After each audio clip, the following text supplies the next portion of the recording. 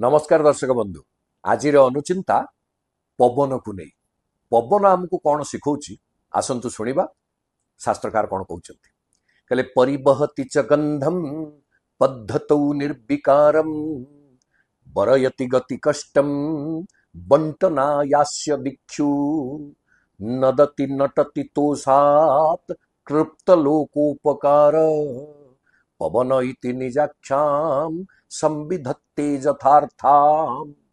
शास्त्रकार कहते कहले पवन पवन केमिति से ता निज ना को यथार्थ करिछि तार कृतकर्म द्वारा तार सुकृत द्वारा केमिति निज ना को यथार्थ करिछि।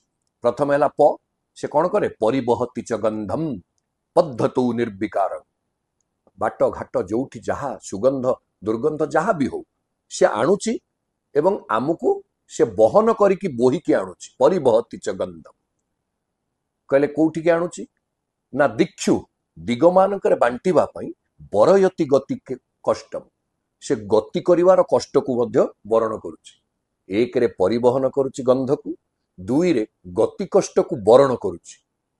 कहले कौन पई वरण करुची काहे की परिवहन करुची ना तार गोटे उद्देश्य बंटना यास्य दीक्षु समस्तଙ୍କ पई बांटी दवा ता अर्थ से निजे किछि उपभोग करुनी सबको से अन्य मानक पई दिग मानकर बांटिबार उद्देश्य होची जन कल्याण पाई।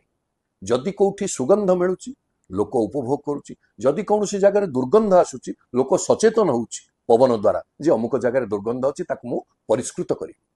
तेणु उभय चिंतारे से लोक उपकार ही करुची सुगंध को भी बोहिकी लोकंकु तुष्ट करुची एवं दुर्गंध आनिकी सचेतन करुची।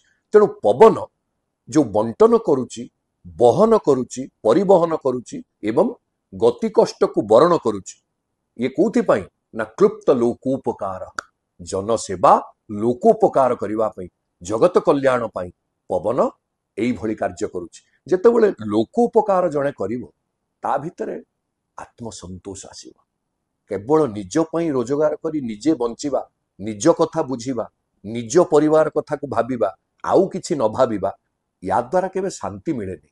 शांति केतेबेले मिले ना जेतेबेले अन्यर उपकार करिवा पई आमे प्रवृत्त हुए निज हित लागी जात नुहे हिंदू विश्व हिते हिंदू प्रति रक्त बिंदु जहाँ गोपबंधु दास कहिथिले ताहा ही पवन निर्वाह करुछि। से निज पई बंचुनी से अन्य को दबा पई बांटिबा पई कष्ट सहुछि सेइथि पई जो आत्मसंतोष से पाउछि सेथरे नदति नटति नदति बोले शब्द करुछि पवन बहिले आमे सु सु शब्द होछि ता से कौन सूचौछि से गोटे आनंदर उच्छ्वास ता भितर आसुची जो थे से शब्द करुछि लोकटा खुशी हेले गीत गाए सेई भली पवन आत्मसंतोष रे तार ध्वनि प्रकाश करुछि। पुणी नटति गछ पत्र हलौछि आमे जानुछे पवन मध्य नाचुछि।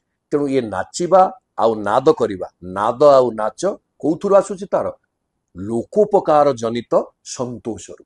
तेणु आमे जदि पवनर यथार्थ शब्द को देखिबा तार नामर याथार्थ्य को देखिबा वास्तव रे पवन काम सहित नामर याथार्थ्य को संपूर्ण भाव रे स्थापन करुछि। पवन परे परिवहन बरे बरण एवं बंटन नरे नदन एवं नटन नाद एवं नाच ये को रखी पवन इति निजाख्याम संविधत्ते यथार्थाम से निज ना को यथार्थ करिछि। आसंतु आमे पवन ठारू एई भली परोपकारर सद्गुण को शिक्षा करी जीवन को पुष्कळ करिबा। जय जगन्नाथ।